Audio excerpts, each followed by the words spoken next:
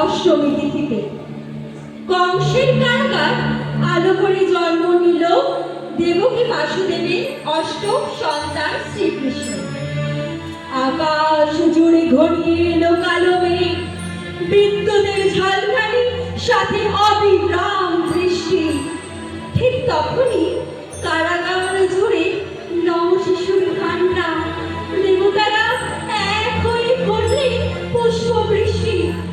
দৈববাণী ছিল অষ্টম সন্তান শ্রীকৃষ্ণই বধ করবে পাপে অনাচারে।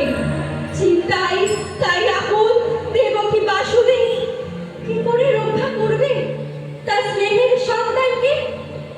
চিরশত্রু কংস যখন গভীর ঘুমে আচ্ছন্ন, পিতা জন্য গোকুলের উদ্দেশ্যে প্রিয় পুত্রকে বাধাই নিয়ে ঝড় ঝঞ্ঝা ছিল সাথে, তবু ফিরলেন তিনি যমুনা। ঠিক একই সময় গোকুলেও জন্ম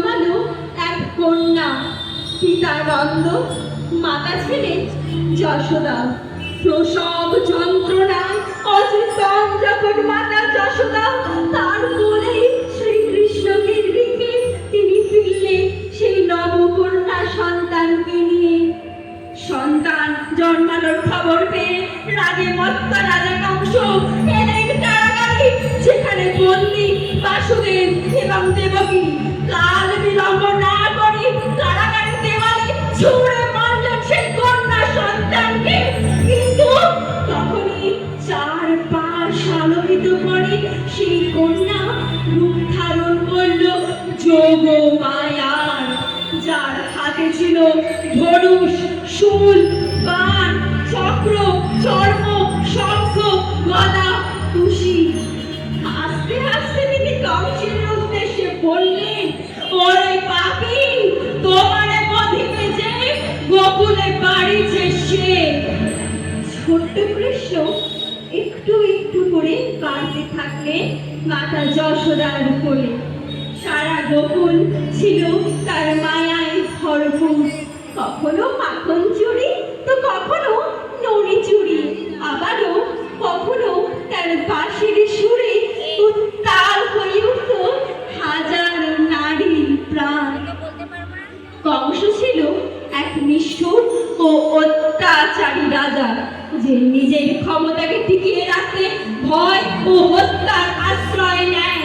তার হাতে নিঃসংশয়ভাবে হত্যা হয় বহু নবজাত শিশু, এমনকি যাতে কংস নিরাপদ থাকে সেই জন্য মাতা দেবকী এবং বাসুদেবকেও আটক করে রেখেছিলেন।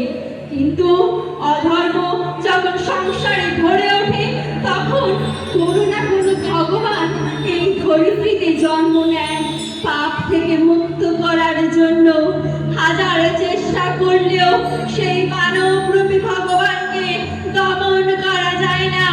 জাগো জাগো শঙ্খ চক্র গদা বস্ত্রধারী, জাগো শ্রীকৃষ্ণ তৃতীয় দেবীর অবসারী। ডাকে বাসুদেব, দেবকী ডাকে, ঘরে ঘরে নারায়ণ তোমাকে। হরি বল, হরি বল, হরি বল। ধন্যবাদ।